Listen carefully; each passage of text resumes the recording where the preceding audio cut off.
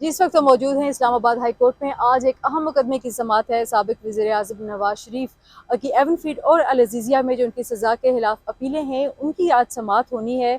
और उसमें आपको पहले थोड़ा सा बैकग्राउंड ये बता दें कि 19 अक्टूबर को अदालत ने उनकी हिफाजती ज़मानत की दरख्वास्त मंजूर की थी, जिसके बाद 24 अक्टूबर को नवाज शरीफ अदालत में पेश हुए थे। तो अदालत ने मज़ीद 2 दिन की तोसी की थी उनको गिरफ्तार ना करने के हुक्म इम्तना पे, और 26 अक्टूबर को फिर अदालत ने उनकी जो सज़ा के खिलाफ अपीलें थी वो बहाल कर दी थी। आज उन अपीलों पर समाअत होनी है। अवैस यूसुफजई इस मुकदमे को शुरू से कवर कर रहे हैं। जब अदालत ने उनको, जब यहाँ पर अपीलें आई थी, सज़ा मुअत्तल हुई थी, फिर नवाज शरीफ को इश्तिहारी भी करार दिया गया था, और जो उनके शरीक मुल्ज़मान हैं उनकी बरीयत भी हो चुकी है इस केस में। तो अभी थोड़ा सा आप बताएं कि अब आप क्या समझते हैं कि अब आज ये जो केस होने वाला है, अब इसमें क्या चांसेस हैं? देखिए, जो नवाज शरीफ हैं उनको एहतसाब अदालत की जानिब से 2 रेफरेंसेस में सज़ा सुनाई गई थी। एवन फील्ड रेफरेंस में 10 साल कैद की सज़ा सुनाई गई थी, जबकि अल अज़ीज़िया स्टील मिल्स रेफरेंस में 7 साल कैद की सज़ा सुनाई गई थी। और जो इस्लामाबाद हाई कोर्ट है उन्होंने उनकी जो ज़मानत है वो एवन फील्ड रेफरेंस में तो मंजूर कर ली थी, लेकिन जो अल अज़ीज़िया स्टील मिल्स रेफरेंस है उसमें तिब्बी बुनियादों पर उनकी ज़मानत मंजूर की गई थी, जिसके बाद जब नवाज शरीफ बैरून मुल्क गए तो वो वापस नहीं आए, और उनकी अदम हाजिरी में जब जमानत की दरखास्तें फिक्स हुई तो वो टेक्निकल ग्राउंड्स पे यानी नॉन प्रोसिक्यूशन पे वो खारिज हो गई।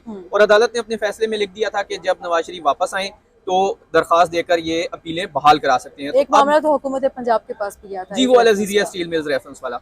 अब सूरत हाल ये है कि नवाज शरीफ वापस आ चुके हैं, उन्होंने अदालत के सामने सरेंडर किया है। उनकी जो अपीलें हैं वो अदालत ने नैब के एतराज़ ना करने के बायस बहाल कर दी हैं। आज पहली मरतबा ये जमानत के बाद जो अपीलें हैं मरकजी सज़ा के खिलाफ, ये समात के लिए फिक्स हो रही हैं।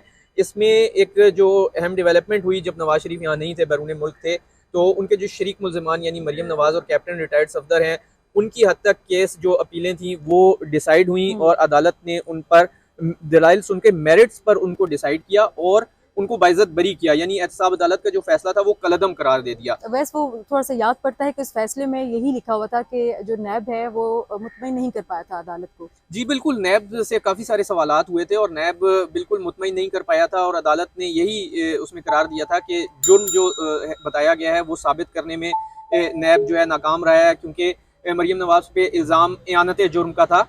और इस हवाले से जो इब्तदाई फैसला है ज़मानत का, जो जस्टिस अतर मिनेला जब इस्लामाबाद हाई कोर्ट में जज थे, तो वो भी बड़ा अहम है। उन्होंने ये अपने उसमें फैसले में लिखा था कि ये आमदन से ज़ायद असासों का केस है, लेकिन इसमें ना ही आमदन बताई गई और ना ही असासों की कीमत जो है उसको डिस्कस किया गया। तो जब ना आमदन का पता है ना असासे की कीमत का पता है, तो फिर ये आमदन से जायद असासे हैं, ये कैसे तय किया जाएगा या कैसे साबित होगा।